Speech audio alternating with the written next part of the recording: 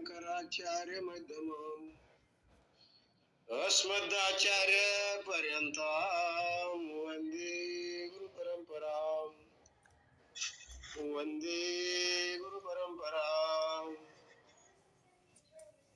ಜಗದಾದಿ ಜಗದ್ಗುರು ಸಿದ್ಧಾರೂಢರನ್ನ ಹಾಗೂ ಮಹಾಮೌನ ಯೋಗಿ ಗುರುನಾಥ ಅವರನ್ನ ಹೃದ್ಗಮಲಗಳಲ್ಲಿ ಸ್ಥಾಪಿಸಿಕೊಂಡು ಹಾಗೂ ನನ್ನ ಆರಾಧ್ಯ ಗುರುಗಳಾದಂತ ಸದ್ಗುರು ಆತ್ಮಾನಂದರನ್ನು ಕೂಡ ಈ ಸಂದರ್ಭದಲ್ಲಿ ಸ್ಮರಿಸಿಕೊಂಡು ಹಾಗೂ ತಮ್ಮೆಲ್ಲರ ಒಂದು ಶುದ್ಧ ಬುದ್ಧಿಯಲ್ಲಿ ಒಳೆ ತೋರ್ತಕ್ಕಂಥ ಪರಾತ್ಪರ ಶಿವನಿಗೆ ವಂದಿಸಿ ಶರಣಿಯರೇ ಆತ್ಮಾನಂದ ಸ್ವರೂಪಿಗಳೇ, ನಾವು ನಿನ್ನಿನ 2-3 ದಿವಸಗಳಿಂದ ಯಾವ ಭಗವದ್ಗೀತಾ ತಾಯಿಯ ಮಡಿಲಲ್ಲಿ ಕೂತುಕೊಂಡು 10ನೇ ಅಧ್ಯಾಯದ ಆ ತಾಯಿಯ ವಿಭೂತಿಯನ್ನ, ತಾಯಿ ಸ್ವರೂಪವಾದಂತಹ ಭಗವಂತನ ವಿಭೂತಿಯನ್ನ ಬಹಳ ಸುಂದರವಾಗಿ ಭಕ್ತಿಯಿಂದ ಆ ಲೀಲೆಗಳನ್ನ, ವರ್ಣನೆಯನ್ನ, ಮಹಿಮೆಗಳ ವರ್ಣನೆಯನ್ನ ಹೃದಯ ತುಂಬಿ ಆನಂದದಿಂದ ಕೇಳ್ತಾ ಬಂದಿದ್ದೀವಿ. ಆ ವಿಭೂತಿಗಳನ್ನ ಒಂದೊಂದಾಗಿ ವರ್ಣನೆ ಮಾಡ್ಲಿಕ್ಕೆ 1000 ನಾಲಿಗೆಗಳು ಅಂತ ಆದಿಶೇಷಕ್ಕೆ ಸಾಧ್ಯ ಇಲ್ಲ. ಆದರೂ ಕೂಡ ಅನಂತವಾದ ದಿವ್ಯವಾದ ಆ ಮಹಿಮೆಗಳನ್ನ ಹೇಳಲೇಬೇಕು ಅನ್ನುವಂತ ಹಠ ಅರ್ಜುನನಿಗೆ ಕೃಷ್ಣ ಪರಮಾತ್ಮ ಹೇಳ್ತಾನೆ. ಆಯ್ತಪ್ಪ ಅಂತ ಹೇಳಿ ಒಪ್ಪಿ ಕೊಟ್ಟ ಮೇಲೆ ಅರ್ಜುನ ಹೇಳ್ತಾನೆ, ನೋಡು ಆ ಮಹಿಮೆಗಳನ್ನ ತಿಳಿಲಿಕ್ಕೆ ಅಂತ್ಯಂತ ಮಹರ್ಷಿಗಳು, ಯಾವುದೇ ರೀತಿಯ ದೇವತೆಗಳು ಕೂಡ ತಿಳಿಲಿಕ್ಕೆ ಅಸಾಧ್ಯದ, ಅಚಿಂತ್ಯದ ಅಂತ ದಿವ್ಯ ಮಹಿಮೆಗಳನ್ನ ನಿನ್ನ ಹೊರತು ಯಾರು ತಿಳಿತಾರಪ್ಪ? ಆ ಮಹಿಮೆಯನ್ನ ನೀನಿಗೆ ಗುರುತು ನಿನ್ನ ಮುಖಾರವಿಂದಗಳಲ್ಲಿ ಕೇಳಬೇಕಂತ ನಾನು ಆಶಾ ಮಾಡೇನಿ. ನಾನು ನೋಡಿ ನಿನ್ನ ವಿಭೂತಿಗಳನ್ನ ಆಶ್ಚರ್ಯ ಆಗೈತಿ, ಇಲ್ಲಲ್ಲ, ಆದರೆ ನಿನ್ನ ಮುಖಾರವಿಂದಲೇ ಕೇಳಿ ಆ ಮಹಿಮೆಯನ್ನ ತಿಳ್ಕೊಂಡು ಆನಂದ ಸಾಗರದಲ್ಲಿ ಮುಳುಗುವಂತ ಆಶೆ ನನಗದ. ಅದನ್ನು ಒದಗಿಸಿಕೊಡ್ಬೇಕು ಪರಮಾತ್ಮ ಅಂತ ಕೇಳಿದಾಗ, ಯಾಕಂದ್ರೆ ನಿನ್ನ ಮಹಿಮೆ ನಿನಗೆ ಗೊತ್ತು, ಸಮರ್ಥ ನೀನೇ ಇದಿ. ನಿನ್ನ ವಿಭೂತಿಗಳ ಮೂಲಕ ಇಡೀ ಎಲ್ಲಾ ಲೋಕಗಳನ್ನ ವ್ಯಾಪಿಸಿಕೊಂಡಿದ್ಯಾ ಪರಿಪೂರ್ಣ ರೂಪದಿಂದ. ಅದಕ್ಕ ಅಲ್ಪ ಬುದ್ಧಿಗಳವರು ನಮಗ ಆಗುದಿಲ್ಲ ಅಂದಾಗ ಪರಮಾತ್ಮ ಹೇಳ್ತಾನ. ಇನ್ನು ಅರ್ಜುನ್ ಕೇಳ್ತಾನೆ, ಅದ್ರ ಉದ್ದೇಶ ಏನು? ಆ ಮಹಿಮೆಯ ಕೇಳುವಂತ ಉದ್ದೇಶನು ಹೇಳ್ತೀನಿ ನಾನು. ಯಾಕೆ ಇಷ್ಟು ಹಠದಿಂದ ನಾನು ನೀನ್ ಕೇಳ್ತಾ ಇದ್ದೀನಿ? ಅದಕ್ಕೊಂದು ಪರ್ಪಸ್ ಅದ. ಯಾವುದೋ ಒಂದು ಬಹಳ ಹಠ ಹಿಡಿಬೇಕಾದ್ರ ಮಗು ಏನೋ ಬೇಕಾಗಿರ್ತದ ಅಂತ ತಾಯಿ ಗೊತ್ತಾಗ್ತದೆ, ನ್ಯಾಯ ಮಾಡ್ತದ, ಕೇಳ್ತಾಳ, ಇದು ಬೇಕೇನು, ಅದು ಬೇಕೇನು. ಆವಾಗ ಆ ವಸ್ತು ಯಾವ್ದಾಕಿ ತಾನಾಗಿ ನೆನಪು ಮಾಡಿದ ಅದನ್ನ ಕೊಟ್ಟಕ್ಕಪ್ಪಕ್ಕಿ. ಹಂಗೇನು ಅರ್ಜುನಿಗೆ ಒಂದು ಪರ್ಪಸ್ ಅದ, ಉದ್ದೇಶ ಅದ. ಇಷ್ಟು ಹಠದಿಂದ ಕೇಳಬೇಕಾದ್ರೆ ಆ ಉದ್ದೇಶ ಏನು, ಆ ಒಂದು ಪರ್ಪಸ್ ಏನದ ಅನ್ನುವಂಥದ್ದು ಈ ಶ್ಲೋಕದಲ್ಲಿ 10ನೇ ಅಧ್ಯಾಯದ 17ನೇ ಶ್ಲೋಕದಲ್ಲಿ ಈಗಾಗಲೇ 3 ಶ್ಲೋಕಗಳನ್ನ ನಾವು ನಿನ್ನೆ ರಾಜಧಾನಿ ಎಕ್ಸ್ಪ್ರೆಸ್ 3-4 ಶ್ಲೋಕಗಳನ್ನ ನಾವು ಎಲ್ಲ ಈಗಾಗಲೇ ಪ್ರಯಾಣ ಮಾಡಿದೀವಿ. ಬಹಳ ಫಾಸ್ಟ್ ಬಂದೀವಿ ರಾಜಧಾನಿ ಎಕ್ಸ್ಪ್ರೆಸ್ ಒಳಗೆ. ಇವತ್ತು ಯಾವ ರೀತಿ ಹೋಗ್ತೈತಿ ಗೊತ್ತಿಲ್ಲ, ಇರ್ಲಿ. ಇನ್ನ 4-5 ಶ್ಲೋಕಗಳನ್ನ ನಾವು ದಾಟಬೇಕು. ಸ್ಟೇಷನ್ ಅದಾವ, ಮುಂದೆ ವಿಶೇಷ ಪ್ರಾರಂಭ ಆಗ್ತದೆ. ಅಲ್ಲಿವರೆಗೆ ಆನಂದ ಸಾಗರದಲ್ಲಿ ನೀವು ತೇಲ್ತಾ ಮುಳುಗುತ್ತಾ ಆ ಆನಂದವನ್ನೇ ಪಾನ್ ಮಾಡ್ತಾ ಹೋಗುವಂತದ್ದು.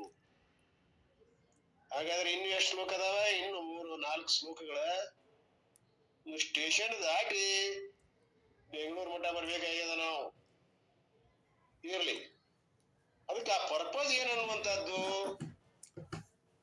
ಪರಮಾತ್ಮನಿಗೆ ಅರ್ಜುನ ತಿಳಿಸ್ತಾನೆ. ಯಾವ್ದು ಶ್ಲೋಕ? 17. ಕಥಂ ವಿದ್ಯಾ ಮಾಂ ಯೋಗಿಂ,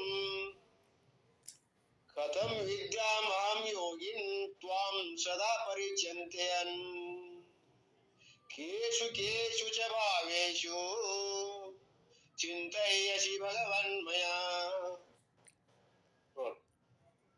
ಹೇ ಯೋಗೇಶ್ವರ, ಯೋಗಿನ್, ಅಹಂ ಕಥಂ ಸದಾ, ನಾನು ಅಹಂ ಕಥಂ ಯಾವ ಪ್ರಕಾರವಾಗಿ, ಸದಾ ಪರಿಚಿಂತಯನ್ ಯಾವ ಪ್ರಕಾರ, ಕಥಂ ಯಾವಾಗಲೂ ನಿನ್ನನ್ನು ಚಿಂತಿಸುತ್ತ, ತ್ವಾಂ ವಿದ್ಯಾ ನಿನ್ನನ್ನು ತಿಳಿದುಕೊಳ್ಬೇಕು, ಚ ಮತ್ತ, ಹೇ ಭಗವನ್, ಕೇಶು ಕೇಶು ಭಾವೇಶು ಯಾವ ಯಾವ ಭಾವ ಸ್ವರೂಪಗಳಲ್ಲಿ, ಮಯಾ ಚಿಂತೆಯಸಿ ನನ್ನಿಂದ ಚಿಂತಿಸ್ಲಿಕ್ಕೆ ಸಾಧ್ಯ ಆಗ್ತದ, ಚಿಂತಿಸ್ಲಿಕ್ಕೆ ಸಾಧ್ಯ ಆಗಿರ್ತಿ, ನನಗ್ ಸಾಧ್ಯ ಆಗ್ಬೇಕಲ್ಲ.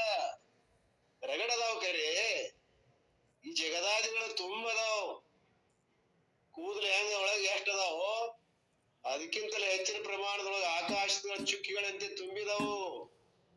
ಆದರೆ ನನಗೆ ಸಾಧ್ಯ ಆಗ್ಬೇಕಲ್ಲ, ನನಗೆ ಸಾಧ್ಯ ಆಗಿರ್ತಕ್ಕಂತ ಚಿಂತಿಸಲು ಅನುಕೂಲ ಆಗಿರ್ಬೇಕು, ಸಾಧ್ಯ ಆಗಿರ್ಬೇಕು.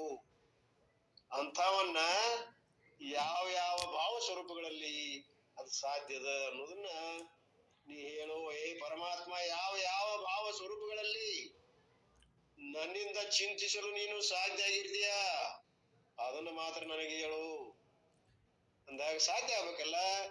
ಅಂದ್ರೆ ಯಾವ ಯಾವ ಭಾವದಿಂದ ನಿನ್ನ ಆರಾಧನೆ ಮಾಡಿದ್ರ, ನಿನ್ನ ಚಿಂತನೆಯನ್ನ ಮಾಡಿದ್ರ, ಧ್ಯಾನ ಮಾಡಿದ್ರ ನೀ ನಿಲುಕ್ತೀಯ, ನನಗೆ ಸಾಧ್ಯ ಆಗ್ತೀಯ ಅನ್ನೋ ಒಂದು ಇರಾದೆಯಿಂದ, ಒಂದು ಪರ್ಪಸ್ ದಿಂದ ಪರಮಾತ್ಮನಿಗೆ ಈಗ ಇದ್ದದ್ದು ಒಳಗೆ ಕೇಳ್ತ. ಗುರುಗಳು ಅದನ್ನ ಯಾವ ರೀತಿ ಹೇಳ್ತಾರ ಅನ್ನೋದು ಒಂದ್ ಸ್ವಲ್ಪ ಫಾಸ್ಟ್ ಹೋಗ್ತಾ ಇದ್ದೀನಿ. Arjuna says, in what all objects are you to be meditated upon by me, O Lord? ಯಾವ ಯಾವ ಸಾಧನೆಗಳ ಮೂಲಕ ಆಬ್ಜೆಕ್ಟ್ಸ್, ಕೆಲವೊಂದು ವಸ್ತುಗಳನ್ನ ಆರಾಧ್ಯ ದೇವರಿಗೆ ಮಾಡ್ಕೊಂಡಿವೆ, ಲಿಂಗಾಪಿರ್ಲಿ. ಈಗ ಯಾವ್ದಾರ ಒಂದು ಗುರುತನ್ನ ನಾವು ಮುಂದಿಟ್ಕೊಂಡು ಆರಾಧನೆ ಮಾಡ್ತೀವಿ, ವಿಭೂತಿಯನ್ನ ಮುಂದಿಟ್ಕೋತೀವಿ. ಆ ವಿಭೂತಿಗಳು ಇವ ಅಂತ ಏನ್ ಲೆಕ್ಕಿಲ್ಲ, ಅವ್ರವ್ರಿಗೆ ಇಷ್ಟವಾದಂತ ಗುರುತುಗಳನ್ನ ಇಟ್ಕೊಂಡಿರ್ತಾರ ಅವರು. ಅವು ಯಾವ ಅಂತ ಗೊತ್ತಿಲ್ಲ, ಅವರಿಗೆ ಪ್ರಿಯವಾದದ್ದು ಇರ್ತಾವು. ಒಂದು ಲಿಂಗಪ್ಪ ಇರಬಹುದು, ಒಂದು ಯಾವ್ದಾರ ಮೂರ್ತ ಸ್ವರೂಪದೊಳಗಿರುವಂತ ಅನೇಕ ದೇವತೆಗಳು ಇರಬಹುದು, ದುರ್ಗಾ, ಕಾಳಿಕ, ಮಾತಾ, ಜೈ ಸಂತೋಷಿಮ, ಏನೇನು ಬಹಳ ಅದಾವ. ಜಗತ್ ಸುಬ್ಬ 33 ಕೋಟಿ ದೇವತೆಗಳ ಒಂದು ಗುರುತುಗಳನ್ನು ಹೇಳಕ್ ಬರೋದಿಲ್ಲ. ನಮ್ಮ ಹಿಂದೂಗಳು ಏನ್ ಮಾಡ್ಯಾರ ಅಂದ್ರೆ ಅವುಗಳಲ್ಲಿ ಅವ ಪೂಜ್ಯ ಭಾವನೆಯನ್ನ ತರುವ ಸಲುವಾಗಿ ಅವರೆಲ್ಲಾ ಇಟ್ಕೊಂಡಾರ. ಇನ್ ವಾಟ್ ಆಬ್ಜೆಕ್ಟ್ಸ್ ನನಗ್ ಸಾಧ್ಯ ಆಗ್ಬೇಕಲ್ಲ ಅವು ಅಂತಾವ್ ಹೇಳು. Arjuna says the purpose of the favour. ಈಗ ತನ್ನ ಪರ್ಪಸ್ ಹೇಳಿದ, I am asking from you is I will be able to take any one of the enlisted of glories. ಏನ್ ಲಿಸ್ಟ್ ಅದಾವಲ್ಲ, ಎಷ್ಟು ಅದಾವ, ಅದ್ರಾಗ ಕೆಲವೊಂದು ಅಂದ್ರೆ ಯಾವ್ದಾರ ಒಂದಿನ ಹಿಡ್ಕೊಂಡ್ರೆ ಎಲ್ಲವನ್ನು ಆರಾಧನೆ ಮಾಡಿ. ಒಂದ್ ಯಾವ್ದಾರ ಫಾರ್ ಎಕ್ಸಾಂಪಲ್ ಅಂತೀವಲ್ಲ ಹಂಗ, I can use that glory for ಧ್ಯಾನ ಆರ್ ಮೆಡಿಟೇಷನ್ ಅಪಾನ್ ಯು. ಅದು ಯಾವ್ದಲ್ಲ ನನಗ್ ಸಾಧ್ಯ ನಿಲ್ಕುವಂತ ಒಂದು ವಸ್ತು, ಆರಾಧ್ಯ ದೈವ, ಅದನ್ನು ನನಗೆ ಹೇಳಿದಂದ್ರ ಅದರ ಮೇಲೆ ನಾನು ಧ್ಯಾನವನ್ನು ಮಾಡಿ ನಿರಂತರವಾಗಿ ಮೆಡಿಟೇಟ್ ಮಾಡಿ ಸ್ವರೂಪವನ್ನು ತಿಳ್ಕೋತೇನಲ್ಲ. Because among the enlisted glory appealing to me ಬಹಳ ಅದಾವ. Some people love flowers. ಎಷ್ಟೋ ಜನರು ಹೂವುಗಳನ್ನ ಪ್ರೀತಿ ಮಾಡ್ತಾರೆ. ಕಮಲ, ಗುಲಾಬಿ, ಅಲ್ಲ ಮಲ್ಲಿಗೆ, ಸಂಪಿಗೆ, ಒಂದೆರಡ ಸಾವಿರಾರು ಜಾತಿ ಹೂಗಳದಾವು. ಕೆಲವರು ಹೂವುಗಳನ್ನು ಇಷ್ಟಪಡ್ತಾರೆ. Some people love sunrise, some people love the ocean. Different things appeal to different people. ನೋಡಿ, ಕೆಲವರು ಸೂರ್ಯೋದಯ, ಸೂರ್ಯಾಸ್ತಗಳನ್ನು ಬಹಳ ಪ್ರೀತಿ ಮಾಡ್ತಾರೆ. ಸಂಜೆ ಮುಂಜಾವುಗಳಲ್ಲಿ ಒಂದು ವ್ಯೂ ಪ್ಲೇಸ್ ಅಂತ ಮಾಡಿರ್ತಾರೆ, ಅಲ್ಲಲ್ಲಿಗೆ ಆ ಒಂದು ನಿಸರ್ಗದ ತಾಣಗಳಲ್ಲಿ. ಮೊನ್ನೆ ಹೇಳಿದೆ ನಾನು, ಟೈಗರ್ ಹಿಲ್, ಯಾವ ಮೌಂಟ್ ಎವರೆಸ್ಟ್, ಕೈಲಾಸ ಮತ್ತು ಕಾಂಚನಜಂಗಾಳ ಮಧ್ಯ ಇರ್ತಕ್ಕಂತ ಟೈಗರ್ ಹಿಲ್ಲದಲ್ಲಿರುವಂತ ತೊಟ್ಟಿಲದಲ್ಲಿ ತೂಗತಕ್ಕಂತ ಬಾಲ್ಯ ಸೂರ್ಯನ ಒಂದು ಆ ಪ್ರಭೆಯನ್ನು ನೋಡಿ ನಾವು ಬಹಳ ಆನಂದ ಆಯ್ತು, ಆಶ್ಚರ್ಯನೂ ಆಯ್ತು. ಇಲ್ಲೊಂದದ ಬೆಳಗಾವ್ ಹತ್ರ 60 ಕಿಲೋಮೀಟರ್ ಹೋಗ್ಬೇಕು ನಾವು. ಅಲ್ಲಿ ಅಂಬೋಳಿ ಘಟ್ಟ ಅಂತ ಸನ್ ರೈಸ್ ಅಲ್ಲ, ಅಲ್ಲಿ ಸನ್ ಸೆಟ್ ನೋಡ್ತಕ್ಕದ್ದು. ಸೂರ್ಯ ಸಮುದ್ರದ ಆಚೆಗೆ ನಡಕ ಮುಳುಗ್ತಾನ್ರಿ, ಸಮುದ್ರ ಆಚೆ ಕಡೆ ಕಾಣ್ತದ. ಸಮುದ್ರ ಮುಂದೆ ವಿಶಾಲ ಸಮುದ್ರ ಮುಂದಿರ್ತದ, ಆ ಸೂರ್ಯ ಅಸ್ತ ನಡು ಸಮುದ್ರ ಮುಳುಗ್ತಾನೆ. ಎಷ್ಟು ವಿಚಿತ್ರ! ಆ ಸಮುದ್ರದ ಆಚೆಗೆ ಮುಳುಗಬೇಕು ಬೇಡವ, ಆಚೆ ಕಡೆ ಅವಕಾಶ ಇದೆ ಸಾಕಷ್ಟು. ಸಮುದ್ರ ಮಧ್ಯದಲ್ಲಿ ಮುಳುಗ್ತಾನ, ಇದು ಒಂದು ಆಶ್ಚರ್ಯ. ಅಲ್ಲಿ ಊತಿ ಎಷ್ಟು ಚಂದ ಅವೆಲ್ಲ ಗೋಲ್ಡನ್ ಕಿರಣಗಳು ಬರ್ತಿರ್ತಾವ. ಅಲ್ಲಿ ವ್ಯೂ ಪ್ಲೇಸ್ ಮಾಡ್ಯಾರ, ದೊಡ್ಡ ಕೊಳ್ಳದ 4-5 ಕಿಲೋಮೀಟರ್ ತೆಗ್ಗದ, ಭಯಾನಕ. ಇರ್ಲಿ, ಅಂತ ಒಂದು ಪ್ಲೇಸ್ ನೀವು ನೋಡಿದ್ರೆ ಆಶ್ಚರ್ಯ ಆಗ್ತದ. ಸ್ವಲ್ಪ ಮಹಾರಾಷ್ಟ್ರ ಮತ್ತು ಕರ್ನಾಟಕದ ಗಡಿ ಹತ್ತಿರ ಅದ ಅದು, ಅಂಬೋಳಿ ಘಟ್ ಅಂತ ಹೇಳಿ. ಬೆಳಗಾವದಿಂದ 60-70 ಕಿಲೋಮೀಟರ್ ಹೋಗ್ಬೇಕು. ಶಿವಪುತ್ರಪ್ಪನವ್ರು ನೋಡಿರ್ಬೋದು ಅಂತ ನನ್ನ ನೆನಪಿ. ಇರ್ಲಿ, ಇಂತ ಎಷ್ಟೋ ಪ್ಲೇಸ್ಗಳು ಅಲ್ಲಲ್ಲಿಗೆ ನೀವು ಒಂದು ವ್ಯೂ ಪಾಯಿಂಟ್ಸ್ ನಿರೀಕ್ಷಣೆ ಮಾಡಿರ್ಬೋದು. ಅಂತಂತ ತಾಣಗಳು. ಕಾಶ್ಮೀರಕ್ಕೆ ಹೋದ್ರಂಕ ಮುಗಿದ ಹೋಯ್ತು. ಡಾರ್ಜಿಲಿಂಗ್ ಹೋದ್ರಿ ಅಂದ್ರೆ ಬೋರ್ಡ್ ಬರ್ದಾರ್ರಿ, ನಾವು ಹೋಗಿದ್ವಲ್ಲ, शादी के पहले दार्जिलिंग देखो, शादी के बाद हनीमून के वास्ते कालिंग पुंग देखो. ಬರ್ತಾರೆ ಬೋರ್ಡ್. ಮದುವೆ ಆಗೋಕ್ಕಿಂತ ಮೊದಲು ಡಾರ್ಜಿಲಿಂಗ್ ನೋಡ್ಬೇಕಂತ ಬರ್ದಾರ. ಮದುವೆ ಆದ ನಂತರ ಕಾಲಿಂಗ್ ಪುಂಗ್ ಅರ್ಥಾತ್ ಅಲ್ಲಿ ಒಂದು ಇದದ ಮತ್ತೊಂದು ದೇಶದ, ಅಲ್ಲಿ ಅದರ ಹೆಸರು ಏನು, ನೇಪಾಳ ಆಚೆ ಕಡೆ ಅದ, ಭೂತಾನೆ ಅದ. ಅಲ್ಲಿ ಭಾರಿ ಸುಂದರವಾದಂತ ಜಾಗಗಳದಾವ, ಅವನ್ನೆಲ್ಲ ನೋಡುದು. ಹೋಗಿ ನೋಡಿ ಬಂದಿವಿ ನಾವು. ಇರ್ಲಿ, ಅಂತ ಒಂದು ಪಾಸ್ಪೋರ್ಟ್ ಬೇಕಾಗ್ತದ. ಇಲ್ಲಿ ನಮ್ಮ ಅಂಕಲ್ ಪಾಸ್ಪೋರ್ಟ್ ನಮ್ಮ ಸಲುವಾಗಿ ಸ್ಪೆಷಲ್ ಗೆಸ್ಟ್ ಅಂತ ತೆಗಿಸ್ಕೊಂಡು ನಮಗೆಲ್ಲ ತೋರಿಸ್ಕೊಂಡ್ ಬಂದ್ರು. ಅವ್ರ ಮಿಲಿಟರಿ ಆಗಿದ್ದಕ್ಕೆ ನಮ್ಗೆ ಅನುಕೂಲ ಆಗಿತ್ತು.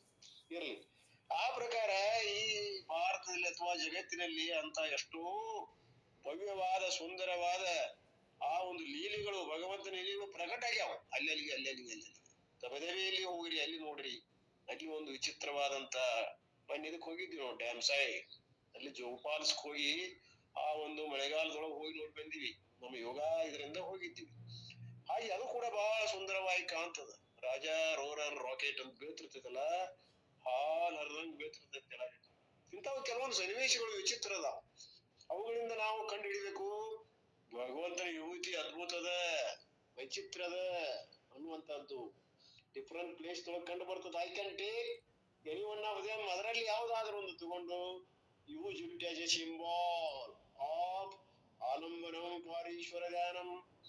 ಈಶ್ವರ ಧ್ಯಾನ ಮಾಡ್ಬೇಕಾದಾಗ ಅಂತ ಯಾವ್ದಾದ್ರು ಒಂದು ಸುಂದರವಾದಂತ ವಸ್ತುವನ್ನ ಅಥವಾ ಸ್ಥಾನವನ್ನ ಮುಂದಿಟ್ಟುಕೊಂಡು ಆ ದೇವರ ಧ್ಯಾನವನ್ನ ಮಾಡುವಂತದ್ದು. And thus every glorious object becomes an alambanam. ನಾವು ಅಲಂಬನ ಮಾಡ್ಬೇಕಾಗಿತ್ತು ಅಂದ್ರ ವೈಭವವಾದಂತ ಯಾವುದೇ ವಸ್ತು ನಮ್ಗೆ ಆಧಾರ ಆಗ್ತದಲ್ಲ. ಸಿಂಬಾಲ್ ಫಾರ್ ಮೆಡಿಟೇಷನ್, ಧ್ಯಾನಕ್ಕೆ ಯೋಗ್ಯ ಆಗ್ತದ ಅಪಾನ್ ದ ಲಾರ್ಡ್. ಆ ಒಂದು ದೈವಿ ಶಕ್ತಿಯನ್ನ ಆ ವಸ್ತುವಿನ ಮೂಲಕ, ಆ ಒಂದು ತಾಣದ ಮೂಲಕ ನಾವು ಪಡಿಲಿಕ್ಕೆ ಅನುವಾಗ್ತದ. And that is why in our culture, ನಮ್ಮ ಸಂಸ್ಕೃತಿಯಲ್ಲಿ we worship anything and everything in the creation.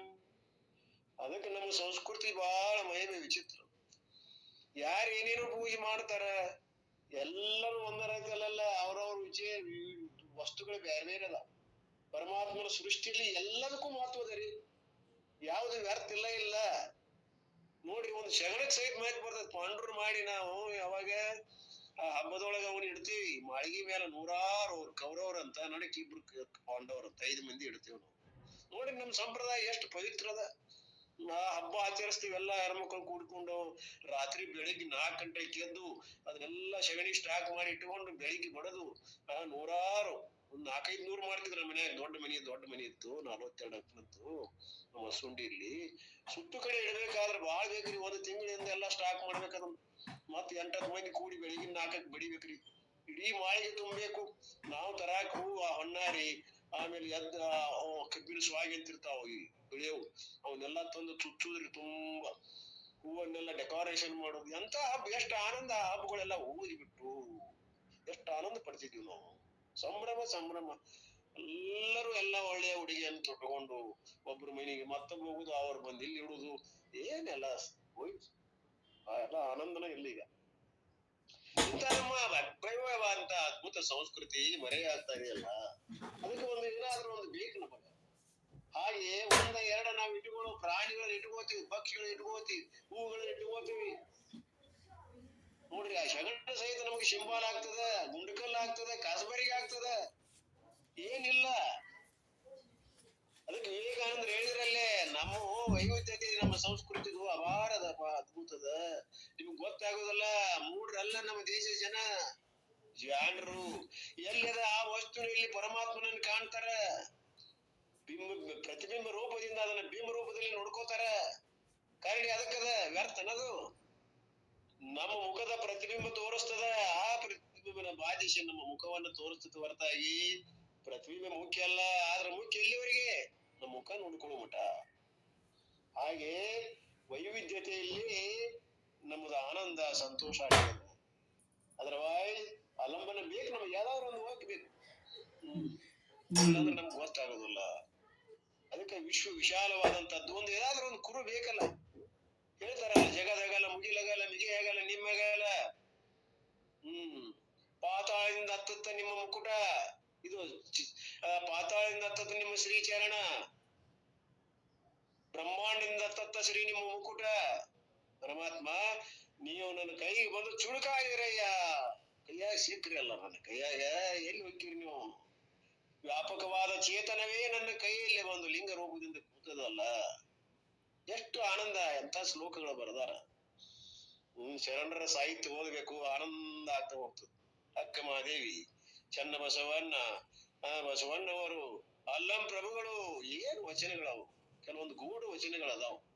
ಅವನ್ನ ಅರ್ಥ ಮಾಡೋದು ಕಷ್ಟ ಆಗ್ತದೆ. ಸಿದ್ದೇಶ್ವರ ಕೂಡಿ ಹೇಳ್ತಿದ್ರು, ಏನದ್ರಾಗ ಅಪಾರವಾದಂತ ರಸನ ತುಂಬೈತಿ ಆ ವಚನಗಳಲ್ಲಿ. ಹೇಳೋರಿಲ್ಲ, ಸರಿಯಾಗಿ ಇದನ್ನ ಹೇಳೋರಿದ್ರೆ ಎಷ್ಟು ಆನಂದದ ವಚನದಲ್ಲಿ. ಪೂರ್ಣ ಆಧ್ಯಾತ್ಮಿಕ ತಿಳ್ಕೊಂಡವೆಲ್ಲ ತುಂಬಿತದ. ಪ್ರತಿಯೊಂದು ವಚನ ಕೂಡ ನಮ್ಮ ಸ್ವರೂಪದ ಎಚ್ಚರಿಕೆಯನ್ನು ಮಾಡುವಂತ ಶ್ಲೋಕಗಳದಾವ, ಇವು ವಚನಗಳದಾವು. ಎಲ್ಲ ನಶಿಸಿ ಹೊಂಟಾವ. ಹಾಗೆ ನಾವು ಒಂದಲ್ಲ, ಸೂರ್ಯದೇವ, ಚಂದ್ರದೇವ, trees or a snake or a river, each one becomes a ಪ್ರತೀಕಂ. ಎಷ್ಟು ಯಾವ ಪ್ರತೀಕಗಳು! ಒಂದ ಸೂರ್ಯ, ಒಂದ ಚಂದ್ರ, ಒಂದೇ ಗಿಡ, ಅಲ್ಲಿ ಮರ ಪೂಜೆ ಮಾಡ್ತೀವಿ, ಅಲ್ಲ ಪತ್ರಿ ಗಿಡ ಪೂಜೆ ಮಾಡ್ತೀವಿ, ಬೇವಿನ ಮರ ಪೂಜೆ ಮಾಡ್ತೀವಿ. ಅದ್ರಾಗ ಅಲ್ಲಿ ಒಂದ್ ದೊಡ್ಡದೊಂದು ಗುಂಡ್ಕಲ್ ಅಂತ, ಅದು ದೊಡ್ಡ ರೌಂಡಾಕಾರದ ಒಂದ್ ಇದನ್ನ ಪ್ರತಿಮೆ ಇಟ್ಬಿಟ್ರೆ ಸಾಕು, ಅದಕ್ಕೆ ಒಂದ್ ಸ್ವಲ್ಪ ವಿಭೂತಿ ಕುಂಕುಮ ಹಚ್ಚಿರಿ ಎಲ್ಲರೂ ಉದ್ದುತ್ತಿ ಬೀಳ್ತಾರೆ. ನೋಡ್ರಿ, ಪವಿತ್ರ ಭಾವದ ದೈವಿ ಒಂದು ಪ್ರಭೆಯನ್ನ ತಮ್ಮ ಒಳಗ್ ಕಣ್ಕೋತಾರ. ಹೀಗೆ ಒಂದು ಪ್ರತೀಕವನ್ನ ಇಟ್ಕೋತಾರ. ಯಾವ್ದಾರ ಒಂದು ಗಿಡ ಇರ್ಲಿ, ಹಾವು ಸಹಿತ ನಮಗ, ನವಿಲ್, ಹಾವ, ಎಷ್ಟು ಪ್ರಾಣಿಗಳದಾವು ಪರಮಾತ್ಮನಿಗಳ ವಾಹನ ಮಾಡಿಕೊಂಡಾರ ಅವರು. ಎತ್ತು, ನವಿಲು, ನೋಡ್ರಿ, ಸರಸ್ವತಿ ನೋಡ್ರಿ, ವಿಷ್ಣು ಪರಮಾತ್ಮ ನೋಡ್ರಿ, ಎಲ್ಲರಿಗೂ ಒಂದೊಂದು ವಾಹನ ಅದಾವ್ರಿ.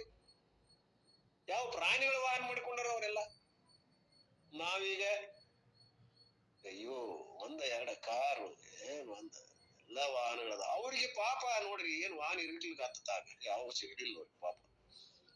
ಇರ್ಲಿ, ಅವನ್ನೆಲ್ಲ ನಾವು ಕೃತ್ರಿಮವಾಗಿ ಮಾಡಿಕೊಂಡು ನಮ್ಮ ಬುದ್ಧಿ ಓಡಿಸಿ ಮಾಡಾಕತ್ತೇವೆ. ಅವ್ ನಿಸರ್ಗದತ್ತವಾದಂತ ಅವ್ರ ಕುರುಗಳು, ದೈವಿ ಕಳೆ ತುಂಬಿದವ, ಎಲ್ಲ ಜೀವಂತ ಅವ ದೇವರು. ಅವರಿಗೆ ನಮ್ಮ ಡ್ಯಾಡ್ ಅದ್ರಾಗ ಏನ್ ಜೀವ ಕಳೆ ಇಲ್ಲ, ಏನಿಲ್ಲ. ಯಾಂತ್ರಿಕ ಶಕ್ತಿ ಉಪಯೋಗ ಮಾಡಿ ಚಲಿಸ್ತೀವಿ, ಎಲ್ಲಾ ಆಕ್ಸಿಡೆಂಟ್ ಆಗ್ತಾವ, ಅದಾಗ್ತಾವ, ಇದಾಗ್ತಾವ, ಸಾಕಷ್ಟು ದುಡ್ಡು ಖರ್ಚಾಗ್ತದೆ. ಏನ್ ಖರ್ಚದ್ರಿ? ಒಂದು ನವಿಲ ಆರಾಧನೆ ಮಾಡಕ್, ಒಂದು ಗಿಳಿ, ನವಿಲ, ಒಂದ್ ಹಾವು, ಸರ್ಪ, ಬ್ರಾಹ್ಮಣ ಅಂತದ ಸರ್ಪ, ಎಷ್ಟು ಮಿಂಚ್ತಿರ್ತದ, ಮಿನಿ ಮಿನಿ ಮಿನಿ ಮಿನಿ, ಎಷ್ಟ್ ಶುದ್ಧ, ಎಷ್ಟ್ ಅದ್ರಲ್ಲಿ ಏನ್ ಹೊಳಪ, ಏನ್ ಬೆಳಕ. ಹಿಂಗ ಒಬ್ಬೊಬ್ರು 23 ದೇವತೆಗಳು ಹೊರಗಿರುವಂತ ನಿಸರ್ಗದಲ್ಲಿ ದೇವತ್ವವನ್ನು ಕಂಡವರದಾರ. ತೀರ್ಥಂಕರರು ಅವು 23 ಹೊರಗಿನ ಕುರುಗಳನ್ನ ದೇವತೆ ಮಾಡಿಕೊಂಡಾರ, ಅವರು ದೇವರನ್ನ ಮಾಡಿಕೊಂಡಾರ. ಹಂಗ ನಮ್ಮ ಸಂಸ್ಕೃತಿ ವೈವಿಧ್ಯತೆ ಬಹಳ ವಿಚಿತ್ರ ಅದ. ಏನ್ ನೀವು ಇಟ್ಕೋತೀರಿ, ಅದ ನಿಮ್ಮ ಪ್ರತೀಕ, ಇದ ಅಂತಲ್ಲ. ಚಿಂತೆಯ, ಅದಕ್ಕೆ ಉಪಾಸಯ, ಅದ್ರ ಮೇಲೆ ಚಿಂತನೆ ಮಾಡ್ರಿ, ಉಪಾಸನೆ ಮಾಡಿ. So in what all glorious objects can you be meditated upon? ಅಂತ ಗ್ಲೋರಿಯಸ್ ಆದಂತ ಉಪಯುಕ್ತವಾದಂತ ಆ ವಸ್ತುಗಳು ಯಾವ ನಮಗ್ ಸಾಧ್ಯ ಆಗು ಹೇಳಪ್ಪ ಪರಮಾತ್ಮ. ಐ ವಾಂಟ್ ದಟ್ ಲಿಸ್ಟ್, ನನಗ್ ಲಿಸ್ಟ್ ಬೇಕೀಗ. ಅದ್ರ ಮೇಲೆ ನಾ ಮೆಡಿಟೇಟ್ ಮಾಡ್ತೀನಿ. ಎಲ್ಲಕ್ಕೂ ಆಗುದಿಲ್ಲ. ಭವಾಹ means what? A glorious object, ವೈಭವಯುತವಾದಂತ ಒಂದು ವಸ್ತು ಬೇಕು. Which you are going to enumerate, out of which I can select one and I can invoke. ಏನು ಒಂದಷ್ಟು ಹೇಳು, ನೀನು ವಿಭೂತಿಗಳನ್ನ ಕೆಲವೊಂದಷ್ಟು ಹೇಳು, ನನಗೆ ಇಷ್ಟ ಆದಂತದ್ದು ಒಂದು ಆರಿಸಿಕೊಂಡು ಅದ್ರ ಮೇಲೆ ನಾ ಮೆಡಿಟೇಟ್ ಮಾಡ್ತೀನಿ. ಲಿಸ್ಟ್ ಕೊಡ್ತೇನೆ, ಆ ಲಿಸ್ಟ್ ಇಡು ನನ್ನ ಮುಂದ. ನನಗಿಷ್ಟವಾದಂತದ್ದು ಒಂದು ಯಾವ್ದಾರ ಇರ್ತದೆ ಅದ್ರಾಗ, ಅದನ್ನ ಸಿಲೆಕ್ಟ್ ಮಾಡಿ ನಾನು ಇನ್ವೋಕ್ ಮಾಡ್ಕೋತೀನಿ. ನನ್ನ ಒಳಗಿರುವಂತ ಚೈತನ್ಯ ಅದನ್ನ ಪ್ರಕಟ ಮಾಡ್ಕೋತೀನಿ. You in that okay. And by practising such meditation, what meditation? ನಾನು ಅದ್ರ ಮೇಲೆ ಧ್ಯಾನ ಮಾಡ್ತೀನಿ. ವಿರಾಟ್ ಮೆಡಿಟೇಷನ್ ಒಂದು ತಿಳ್ಕೊಂಡು ಅದ್ರ ಮೆಡಿಟೇಷನ್ ಮಾಡಿ ವಿರಾಟ್ ರೂಪವಾದಂತ ನಿನ್ನ ಎಲ್ಲ ಸ್ವರೂಪವನ್ನ ತಿಳ್ಕೊತೀನಿ. ವಿಶಾಲವಾದಂತ ಪರಿಪೂರ್ಣವಾದಂತ ನಿನ್ನ ಸ್ವರೂಪ ತಿಳ್ಕೊಬೇಕಾಗಿತ್ತು ಅಂದ್ರೆ ಒಂದ್ ನಡಕ್ ಬಿಂದು ಬೇಕಲ್ಲ. ಅದಕ್ಕ ಆ ಬಿಂದು ಆಧರಿಸಿಕೊಂಡ ವರ್ತುಳದ. ಬಿಂದು ಇಲ್ಲಾಂದ್ರೆ ವರ್ತುಳ ಆಗುದಿಲ್ಲ. ಹಾಗೆ ಯಾವ್ದಾದ್ರು ಒಂದು ವಸ್ತು ಆಧಾರ, ಅದ ಸೆಂಟರ್ ಹಿಡ್ಕೊಂಡು ಇಡೀ ನಿನ್ನ ವಿಶಾಲತೆಯನ್ನ ಪರಿಪೂರ್ಣತ್ವವನ್ನು ತಿಳ್ಕೊಳ್ಳುವಂತದ್ದು ಆಗ್ತದ. ವಿಶಾಲ ಹಾಕೊಂತ ಹೋಗ್ತದೆ ಭಕ್ತಿ, ದೃಷ್ಟಿ ವಿಶಾಲ ಆಗ್ತದೆ. Individual symbol, but symbol is what? ಅಂತ ಯಾವ್ದು ಗುರುತು? ವೈಯಕ್ತಿಕವಾದಂತ ಗುರುತು. Any glorious symbol. It can be even A cow. We worship cow and you would have seen the picture on the cow. Different devatas are there indicating what? Virat, the total. What is the symbol we use? The cow. But what we meditate upon is the total. ನಮ್ ಹಿಂದೂಗಳಿಗೆ ಯಾವ್ದು ಪವಿತ್ರ ಅದ್ರಿ? ಗೋಮಾತೆ ಬಹಳ ಪವಿತ್ರ ಹಿಂದೂಗಳಿಗೆ. ಕೆಲವರು ವಧ ಮಾಡ್ತಾರೆ, ನಾವು ಸೇರುವುದಿಲ್ಲ ಅದನ್ನ. ಅದು ರುಚಿ ಅಂತದ್ರ ಮಾಂಸ ಮಕ್ಕಳಿಗೆ ಕೆಲವ್ರಿಗೆ. ಏನ್ ಮಾಡ್ತೀರಿ? ನಮ್ಮ ಹಿಂದೂಗಳ ಪವಿತ್ರವಾದಂತ ದೇವತೆ ಪರಮ ಪವಿತ್ರ. ಅಂತ ದೇವತೆಯಲ್ಲಿ 33 ಕೋಟಿ ದೇವತೆಗಳು ವಾಸ ಮಾಡಿರ್ತಾರ. ಚಿತ್ರದೊಳಗೆ ನೋಡಿರಿಲ್ವಾ ಅಂತಾರೆ ಗುರುಗಳು. ಚಿತ್ರದಲ್ಲಿ ಕಾಣ್ತೀರಿ ನೀವು. ಅದ್ರ ಗೋಮೂತ್ರ, ಅದ್ರ ಯಾವ್ದು ವೇಸ್ಟ್ ಇಲ್ಲ. ಗೋಮೂತ್ರ ಎಷ್ಟು ರೋಗಗಳ ರಾಮಬಾಣದ ಅರ್ಕ ಅದ್ರದ್ದು. ಎಲ್ಲಾ ಆಶ್ರಮಗಳಲ್ಲಿ ಗೋಗಳನ್ನು ಸಾಕಿ ಅದನ್ನ ಫ್ಯಾಕ್ಟರಿ ಒಳಗೆ ಇಟ್ಟು ಎಲ್ಲಾ ಪ್ರೊಡ್ಯೂಸ್ ಮಾಡಕತ್ತಾರ ಗೋಮೂತ್ರವನ್ನ. ಉದಕ, ತೀರ್ಥ ನೋಡ್ರಿ 100-150 ಒಂದು ಬಾಟ್ಲಿಗೆ. ನಾವು ಎದಕ್ ಬೇಕ್ರಿ? ಒಂದ್ ಆಕಳ ಸಾಕಿ ದಿವಸ ಎಟ್ ಕುಡಿತೀರಿ? ಆ ಒಂದು ಮನಿ ಸಹಿ ಸ್ವಚ್ಛ ಇರ್ತದ, ಕ್ರಿಮಿಕೀಟಗಳು ಬರೋದಿಲ್ಲ. ಅಲ್ಲೇ ಅಮೋನಿಯಾ ಇರ್ತದ, ಅದ್ರಾಗ NH3 ಯಾವ ಹೊರಗಿನ ಬರ್ಗೊಡುದಿಲ್ಲ. ಅದು ಗೋ ಸಾರಿಸಿ, ಗೋ ಇದನ್ನ ಅದನ್ನ ಸಾರಿಸಿ, ಆ ಗೋಮವನ್ನ ಸಾರಿಸಿ ಸಣ್ಣ ಮಕ್ಕಳನ್ನ ಬಸ್ಲ ಮಲಗಿಸ್ರಿ, ಜ್ವರ ಇರೋದು ಹೋಗ್ತಾವ. ನಾನ್ ನೋಡೇನಿ ನಮ್ಮ ಮನಿಯೊಳಗೆ, ನಮ್ಮ ತಾಯಿಂದ್ರೆ ಮಾಡೋದು. ಸ್ವಚ್ಛಾಗಿ ನೆಲದೊಳಗೆ ಒರೆಸಿ ಗೋವನ್ನ ಸಾರಿಸಿ, ಗೋ ಸಗಣಿಯನ್ನ ಸಾರಿಸಿ ಅಲ್ಲಿ ಮಕ್ಕಳನ್ನ ಮರ ಮೇಲೆ ಮಲಗಿಸಿ ಎಲ್ಲ ಜಕ್ಕೊಂಡ್ಬಿಡ್ತದ ಜ್ವರವನ್ನ. ಯಾವ ದವಾಖಾನೆ ಬೇಕಾಗಿಲ್ಲ. ಅದ್ರ ಕುಳ್ಳ ಅದನ್ನ ಪೌಡರ್ ಮಾಡಿ ಬಾಯಿ ತಿಕ್ಕಿದ್ರ ಬಾಯಿ ಸ್ವಚ್ಛ ಆಗ್ತದೆ. ಏನ್ ಅದ್ರದೆಲ್ಲ ವೈವಿಧ್ಯತೆ? ಅದ ದೇವರಲ್ಲ ನಮಗ. ಅದಕ್ಕ ಗೋಮಾತೆ ಅದಲ್ಲ, ಅದನ್ನ ಪೂಜೆ ಮಾಡಬಹುದು ದಿನಾಲು. ದ ಪಿಕ್ಚರ್ ಆನ್ ದ ಕಾವ್ ನೋಡಿದ್ರಿ? ಅದ್ರೊಳಗೆ ಎಷ್ಟು ದೇವತೆಗಳು ಅದಾವ. Indicating what? ವಿರಾಟ್. ಅದನ್ನ ವಿರಾಟ್ ರೂಪದೊಳಗೆ ನಾವು ಪೂಜೆ ಮಾಡ್ತೀವಿ. ಆಕಳ ಸಿಕ್ಕರೆ ಸಾಕ. ಒಂದು ಕುದುರೆ ಸಿಗಲಿ, ಅದ್ರಾಗೂ ಅದ. ಎಷ್ಟೋ ಮಂದಿ ಕುದುರೆ ಪೂಜೆ ಮಾಡ್ತಾರ. What is the symbol? We use the cow. Brihadaranyaka Upanishad starts with meditation upon a horse. ಬೃಹದಾರಣ್ಯಕ ಉಪನಿಷತ್ತಲ್ಲಿ ಧ್ಯಾನ ಎಲ್ಲಿಂದ ಪ್ರಾರಂಭ ಆಗ್ತದೆ? ಒಂದು ಕುದುರೆಯನ್ನು ಮುಂದಿಟ್ಟುಕೊಂಡ್ರ ಅವ್ರು, ಹಾರ್ಸ್. ನೋಡ್ರಿ, ಎಂತೆಂತ ಉಪನಿಷತ್ತುಗಳು ಕೂಡ ಅವನ ಸಿಂಬಲ್ ತಗೊಂಡವ. ಬೃಹದಾರಣ್ಯಕನ ಉಪನಿಷತ್ ನೀವು ಆದ್ರಂದ್ರ ಕುದುರೆಯೊಳಗ ಆಧ್ಯಾತ್ಮ ತಿಳಿಸ್ಯಾರ. Upon a horse. ಅಶ್ವತ್ಥಾನಂ. And there also Brother describes each limb of the horse and asks us to see that totally in that one form. ಒಂದೊಂದು ಭಾಗ, ಆ ಒಂದು ಕುದುರೆಯ ಒಂದೊಂದು ಭಾಗದಲ್ಲಿ ಒಂದೊಂದು ದೈವಿ ಶಕ್ತಿಯನ್ನು ಗುರುತಿಸಿ ಅದನ್ನ ಆರಾಧನೆ ಮಾಡಿದ್ರೆ ನಮ್ಮ ಸ್ವರೂಪದ ಬಿಂಬ ಇಲ್ಲಿ ಕಾಣ್ತದ. ಪ್ರತಿಬಿಂಬ ಮೂಡಿ ಬಿಂಬರೂಪವಾದಂತದ್ದು ಪ್ರತಿಫಲನ ಆಗ್ತದ. ಬೃಹದಾರಣ್ಯಕ ಉಪನಿಷತ್ ಅಲ್ಲಿಂದ ಸ್ಟಾರ್ಟ್ ಅದ. ಕುದುರೆಯ ಒಂದು ಚಿಹ್ನೆಯೊಂದಿಗೆ ಅದನ್ನು ಪ್ರಾರಂಭ ಮಾಡ್ಯಾರ ಗುರುಗಳು. ಅದನ್ನು ಹೇಳ್ತೇವೆ ಒಂದ. ಕುಶಾವಾವಶ್ಯಮೇತ್ರಂ ಶಿರಃ ಸೂರ್ಯ ಚಕ್ಷುರ್ವಾತ ಪ್ರಾಣೋ ಅನ್ನುವಂತ ಒಂದು ಶ್ಲೋಕದ ಈ ಶ್ಲೋಕ ಏನ್ ಹೇಳ್ತದ ಅನ್ನೋದು ನೋಡು.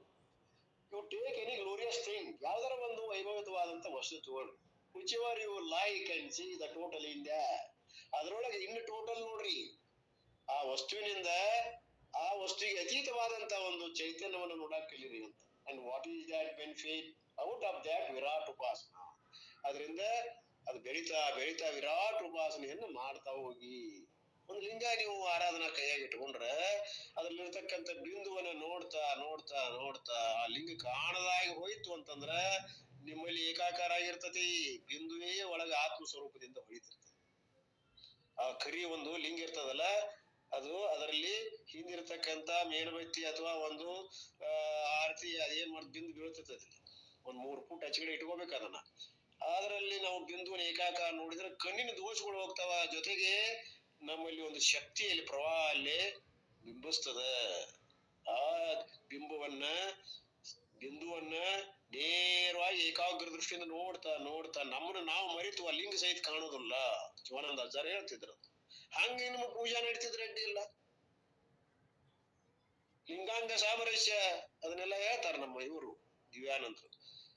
ಹಾಗೆ ನಾವ್ ಏನಾದ್ರೂ ಒಂದು ಆರಾಧನೆ ಇಟ್ಕೊಂಡ್ರು ಕೂಡ ಪ್ರಥಮ ಹಂತದಲ್ಲಿ ಸಾಧಕ ಅವಸ್ಥೆಯಲ್ಲಿ ಬೇಕಾಗ್ತದ ಅಂತ ಹೇಳ್ತಾರೆ ಅವರು. ನಮ್ಮ ಹಿಂದೂಗಳು ಮೂರ್ಖರೆಲ್ಲ ಬಹಳ ಶರ್ಯಾರ ಜಾಣ್ರು ನಾವು. ಉಳಿದವ್ರೆಲ್ಲ ನಮ್ಮನ್ನ ಹಂಗ ಅಂತಾರ. ಏನು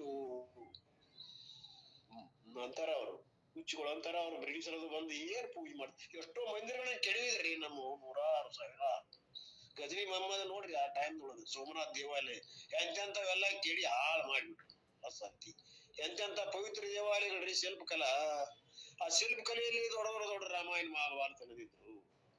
ಎಲ್ಲವೂ ಸತ್ಯನಾಶ. ಯಾರ ಕಡತಕ್ಕ ಹೇಳುದಿಲ್ಲ. ಇಲ್ಲಿ ಇಂಥ ಒಂದು ಅದ್ಭುತವಾದಂತ ನಮ್ಮ ಪರಂಪರೆಯನ್ನ ಸೇರದೇ ಇದ್ದಂತವ್ರು ಅದನ್ನ ನಾಶ ಮಾಡಕ್ ಪ್ರಯತ್ನ ಮಾಡಿದ್ರು. ಆದ್ರೂ ಸೋಮಾದ್ರಿ 7 ಸಲ ಅದನ್ನ ನಾಶ ಮಾಡಿದ್ರು. ಮತ್ತೆ ಕಟ್ಟಿ ಬಿಡವ್ರು ನಮ್ಮವ್ರು ಬಿಡತಿರ್ಕಿಲ್ಲ. ಮರುಕ್ಷಣದಲ್ಲಿ ಚಾಲು ನನ ಹೇಗರ ಇವ್ರು ಹಠವಾದಿಗಳದಾರು. 8 ಸಲ ನಾಶ ಮಾಡೋದು ಸಾಕಾಯ್ತು ನಮ್ಗ. ಇವ್ರು ಬಿಡುವುದನೇ ಇಲ್ಲಿ. ಇವ್ರು ಹಿಂದೂಗಳು ನೋಡಿ ಎಲ್ಲ ಅಯೋಧ್ಯ ಮಂದಿರ ಅಲ್ಲಿಗೆ ಎಲ್ಲ ಮತ್ ಹೊರಳಿ ಮೋದಿ ಅವರ ಒಂದು ಪುಣ್ಯದಿಂದ ಎಲ್ಲ ಸಂಸ್ಕೃತಿ ಪುನರುಜ್ಜೀವನ ಆಗ್ತಾ ಇದೆ. ಎಂತಾದ ನಮ್ಮ ಸಂಸ್ಕೃತಿ ನೋಡ್ರಿ. ಎಷ್ಟು ಜನ ಕೋಟಿ ಲಕ್ಷ ಗಟ್ಟಲೆ ಜನ ಅದಕ್ಕೆ ಬೆಲೆ ಕೊಟ್ಟರು. ಅದಕ್ಕೆ ಅಯೋಧ್ಯ ಮಂದಿರದಲ್ಲಿ ರಾಮನ ಪ್ರತಿಷ್ಠಾಪನೆ ಆಯ್ತು. ಇನ್ನು ಕೃಷ್ಣನ ಪ್ರತಿಷ್ಠಾಪನೆ ಆಗುವುದದ ಸಮಯದಲ್ಲಿ. ಈ ಪ್ರಕಾರ ನಮ್ಮ ಭಾರತದಲ್ಲಿ ಕ್ರಾಂತಿಯ ಸೂರ್ಯಮಳೆ ಆಗ್ತಾ ಇದೆ. ಮತ್ತ ಪುನರುತ್ಥಾನ ಅಧ್ಯಾತ್ಮದ ಒಂದು ಬೆಳಕ ನಮ್ಮ ದೇಶದಲ್ಲಿ ಬೀರ್ತಾ ಇದೆ. ಯಾಕಂದ್ರೆ ನಮ್ಮ ಸಂಸ್ಕೃತಿ ಫಾರಿನರ್ಸ್ ಬಂದು ಎಲ್ಲ ಹಾಳು ಮಾಡಿಬಿಟ್ಟಾರ. ಅದನ್ನು ಮಾಡಿ ತರಬೇಕಾಗಿತ್ತು ಮೋದಿಯವರಿಗೆ. ಇಂತಹ ಸಂಸ್ಕೃತಿ ನಾವು ಬೆಳೆಸಿ ಉಳಿಸ್ಬೇಕಾದದ್ದು ನಮ್ಮ ಹಿಂದೂಗಳ ಕರ್ತವ್ಯ. ಹಿಂದೂ ಇಲ್ಲಿ ಶಬ್ದ ಹಾಕ್ತಾರೆ ಎಲ್ಲರೂ. ಇಲ್ಲಿಗೆ ಬಂದದ್ದು ಎಲ್ಲೈತಿ ಹಿಂದೂ? ಸಿಂಧು ಅದು ಪಾಕಿಸ್ತಾನಕ್ಕೆ ಸೇರಿದ್ದು, ಆ ಹೆಸರು ಬಂದದ. ಅಂತ ಒಂದು ನಮ್ಮ ಪವಿತ್ರತೆಯನ್ನ ನಾಶ ಮಾಡ್ಲಿಕ್ಕೆ ಕರ್ಕೊಂಡು ಕೂತಾವ. ಇರ್ಲಿ.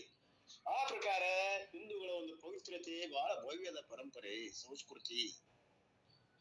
ಹಾಗೆ ಇಲ್ಲಿ ಒಂದನ್ನ ಬೆನಿಫಿಟ್ ಅದ್ರ ಬೆನಿಫಿಟ್ ಏನು?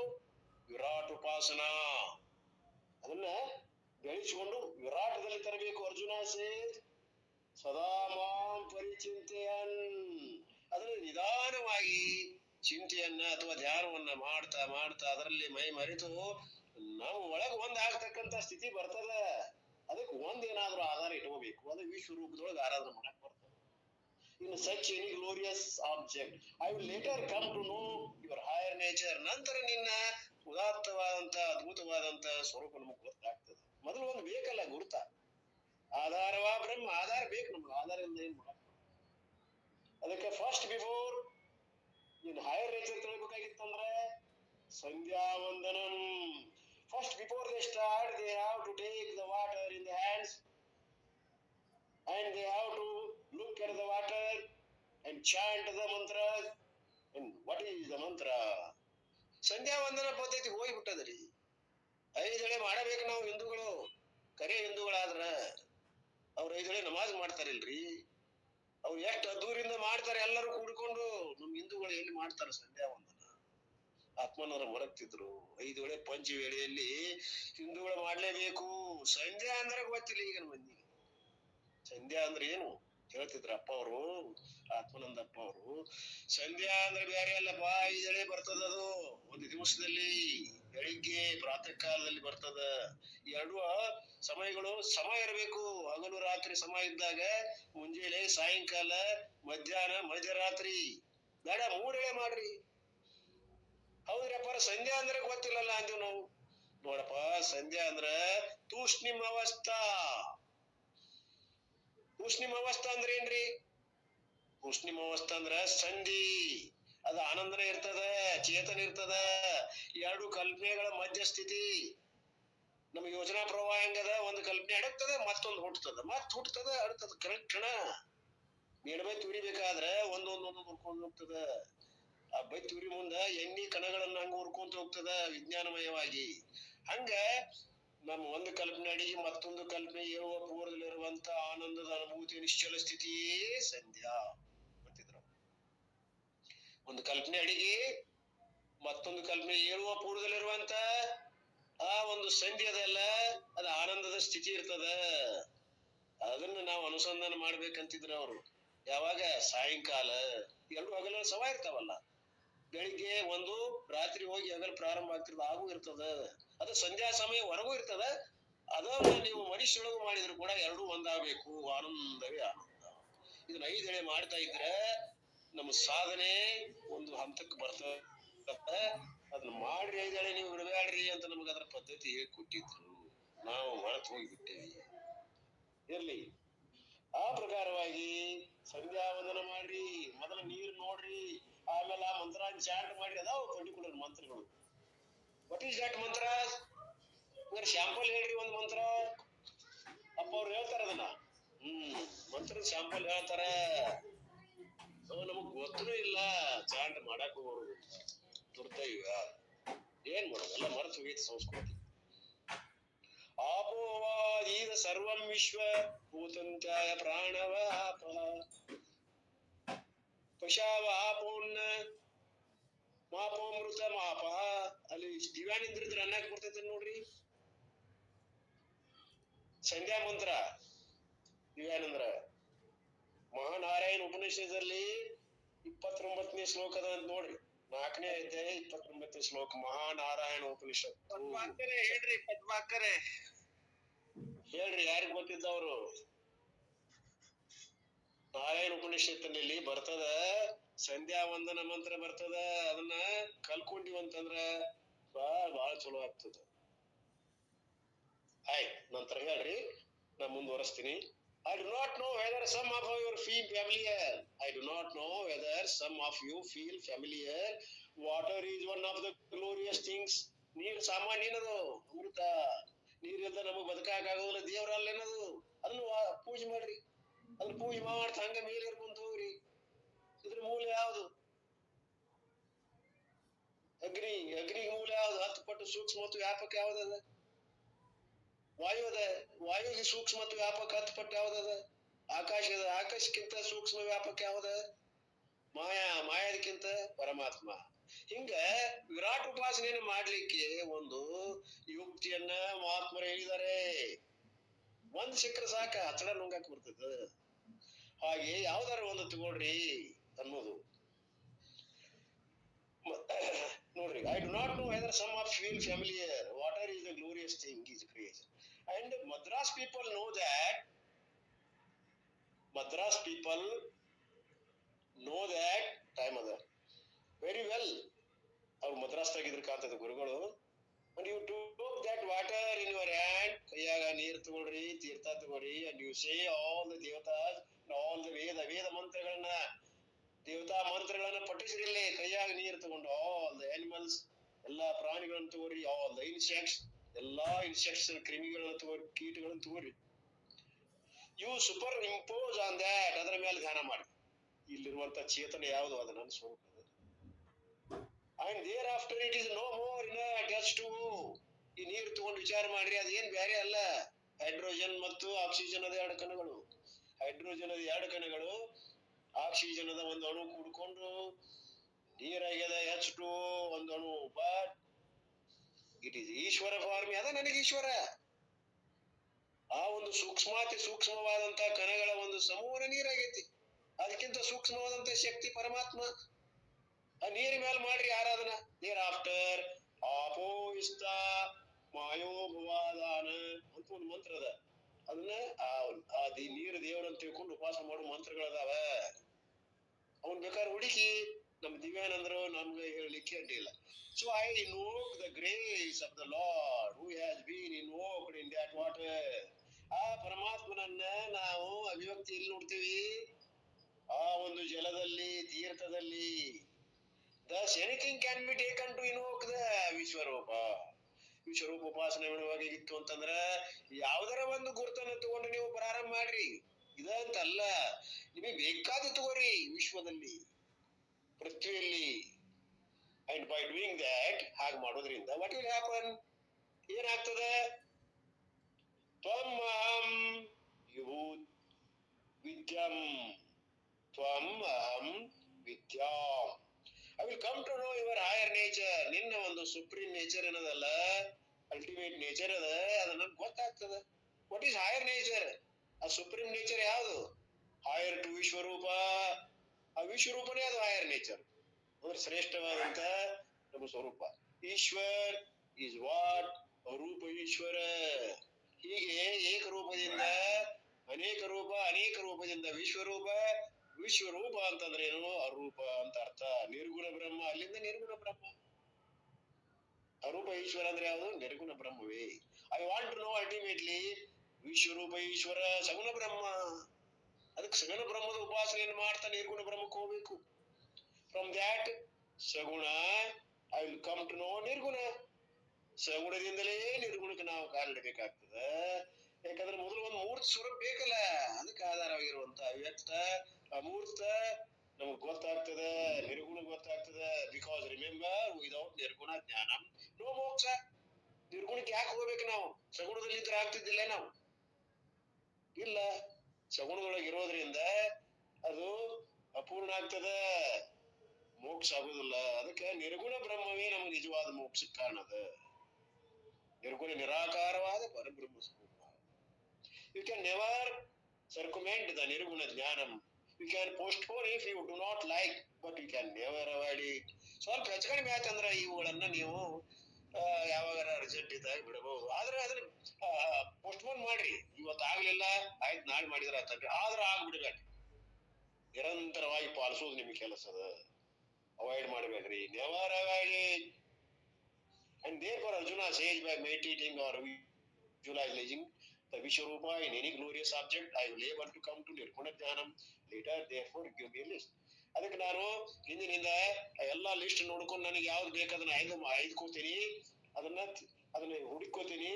ಅದನ್ನ ನನ್ನ ಕೆಲಸ. ನೀರದ ಒಂದು ಲಿಸ್ಟ್ ಕೊಡು ಮೊದಲ. ಈಗ ಸ್ವೀಟ್ ಮಾಡಿ ನಂತರ ಮಗು ಆರಿಸ್ಕೋತದ ಯಾವ್ದು ಬೇಕು ಸ್ವೀಟ. All sweets are laid in the basket.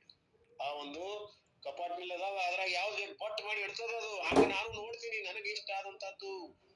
All eatables are there, but the child chooses at least one of his own interest.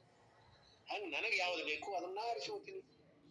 By some clothes which department store will go to, ಅದನ್ನ ಹೇಳ್ತಾರೆ ನೋಡ್ರಿ ಗುರುಗಳು. ಅರ್ಬಿ ಅಂಗಡಿ ಹೋದ್ರೆ ಎಲ್ಲ ಹೋಗಿರ್ತಾರೆ ಅವ್ರು. ಏನ್ ರಾಶಿ ಬಂದು ಬೀಳ್ತಾರೆ, ಅದೇ ಪಗಾರ ಕೊಟ್ಟಿರ್ತಾರೆ ಅವ್ರಿಗೆ. If there is a store with the two options, only green color and a red color are there. ಅಲ್ಲಿ ಆಪ್ಷನ್ ನನಗೆ ಬೇರೆ ಯಾರು ತೆಗಿಬೇಡ್ರಿ ಕಲರ್. ಒಂದು ಗ್ರೀನ್ ಅರ ತೆಗಿರಿ, ಇಲ್ಲಂದ್ರ ರೆಡ್ ಕಲರ್ ತೆಗಿರಿ. ಅದ್ರಾಗ ನನ್ನ ಚಾಯ್ಸ್ ಅದ. ರಗಡ್ ಕಲರ್ ಅದಾವ. There is another shop which has 1000 variety. ಮತ್ತೊಂದು ಅಂಗಡಿ ಅದ, ಸಾವಿರಾರು ವೆರೈಟಿ ಅದಾವ. ಇನ್ನು ಗ್ರೀನ್ ಇಟ್ ಶಾಪ್ 25,000. ಆ ಗ್ರೀನ್ ಇದ್ರೊಳಗನ 25,000 ಫರಕ್ ಅದಾವ ಅಂತ. ಅದ ಗ್ರೀನ್ 25,000 ತರ ಆಯ್ತಂತ. And in so many variety and so many textures, and you will all go to that shop because you have variety. ಇಲ್ಲಿ ಬಹಳ ವೆರೈಟಿ ಇದೆಯಲ್ಲ, ಅಲ್ಲಿ ಹೋಗಿ ನಾವು ಬೇಕಾದ ಆರಿಸ್ಕೋತೀವಿ. ಕೆಲವೇ ವೆರೈಟಿ ಇದ್ರೆ ಹೋಗೋದಿಲ್ಲ. So give me a departmental store. ನಿನ್ನ ಡಿಪಾರ್ಟ್ಮೆಂಟಲ್ ಸ್ಟೋರ್ ನನಗೆ ಕೊಡಿಲ್ಲ, ನನಗೆ ಯಾವ್ದು ಬೇಕು ಹಾಕೋತೀನಿ. ಬೇರು ಯಾವ so many symbols of lord, ಅನೇಕ ಸಿಂಬಾಲ್ಸ್ ಗುರುತುಗಳಿರ್ಬೇಕು ನಾನು ಧ್ಯಾನ ಮಾಡ್ಲಿಕ್ಕೆ ಅಂತ ಒಂದು ಲಿಸ್ಟ್ ಕೊಡ. ಆಮೇಲೆ ಅದರಲ್ಲಿ ನನಗೆ ಬೇಕಾದದನ್ನ ಆರಿಸ್ಕೋತೀನಿ. And other people criticise saying Hinduism is confusing.